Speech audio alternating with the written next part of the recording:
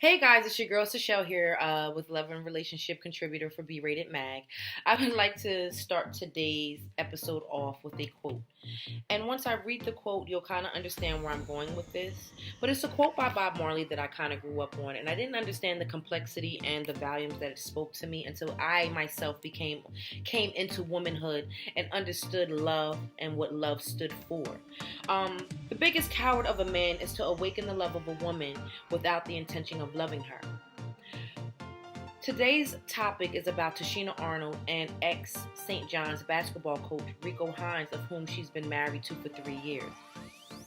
The proverbial straw that broke the camel's back was the fact that in the 3 years that they have been married, Tichina Arnold knew that her husband was having extramarital affairs, sometimes even unprotected.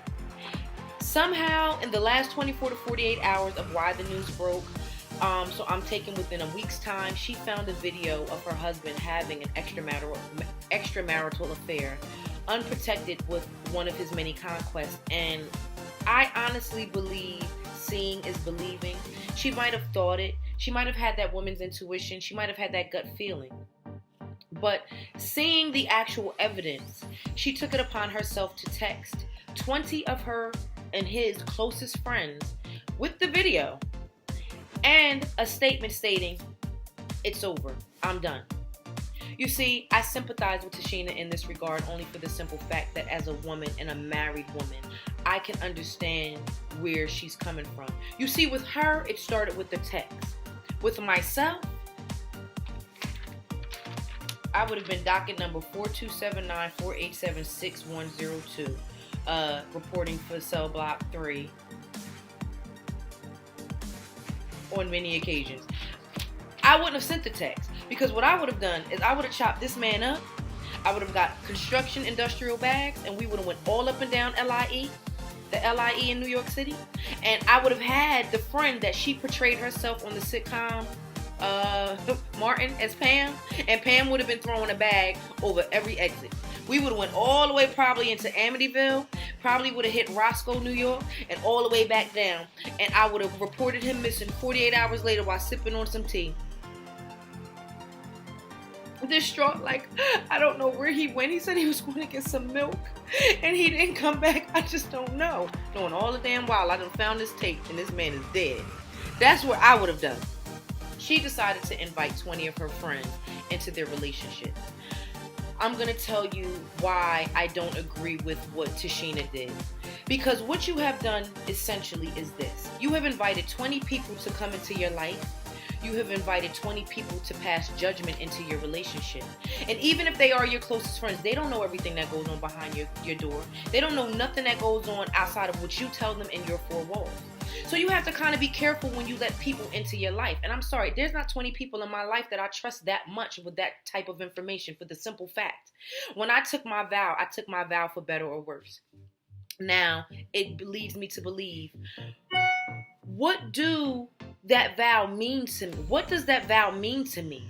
Does it really mean that I have to take this amount of worse situation? And then I start to thinking of the couples from the 30s, the 40s, the 50s, the 60s, even the 70s before drugs took a hold. And you ask yourself, well, they said for better or for worse. And every older person I've asked prior to getting married, they had at least 20 to 40 years in. And the one thing the wife always said to me was, "Baby, it wasn't easy." I'm sorry. That situation wouldn't have been easy for me as well. Because now you get to questioning yourself, how much did they overlook? How much for security? Because at that point in time, the man was the breadwinner. That they actually said, okay, we're going to overlook this for the sanctity of home, for the security of our children, and for them to go on and to be able to take care of us. I'm sorry. There's a lot of things I can say right now, but I have to be politically correct, and I will refrain from what some things I was told growing up. I will say this. Some things, when it comes to your vows, you have to realize that you can't add another person, especially not 20, into the equation. Because you might wake up tomorrow, Tichina, and say, you know what? I'm going to look this over. Because this man might come home with a liter of Hennessy, a bouquet of flowers, a $50,000 mink, and a 2.5 canary diamond. I don't know. He has the means to really sway your decision if he really wanted to. And if you decide tomorrow that, you know what, I sent this video to 20 friends and I put them in our business, but guess what? I love him. I'm going to stick with him. You've now given them the judgment to say, girl, you stupid. You a fool. Why would you stay with him? Knowing they man probably cheating on them with Keisha from down the street that got 3 kids and living in the project. But guess what? They didn't send that video that they found to 20 of their friends, including you. You opened up that door. You never give anyone that much power over your relationship. And I tell this to people that's affluent, that's non-affluent. But those that have taken into the sanctity of marriage, respect your marriage. Guess what?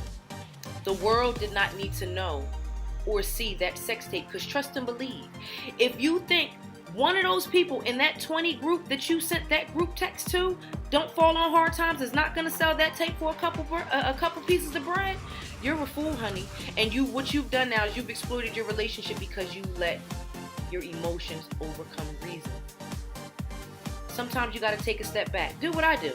I sometimes might rely on the liquor store too much. That's fine.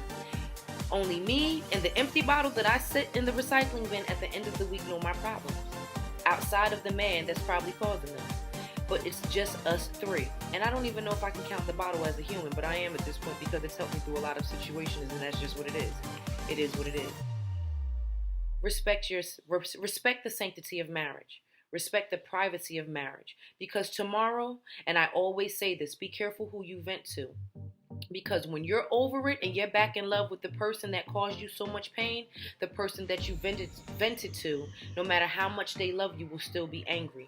And they will still have an unsolicited opinion. Is that what you want? And it's your girl, Sashelle, with B Rated Mag. I'm feeling myself. I'm feeling myself. I'm feeling myself. I'm feeling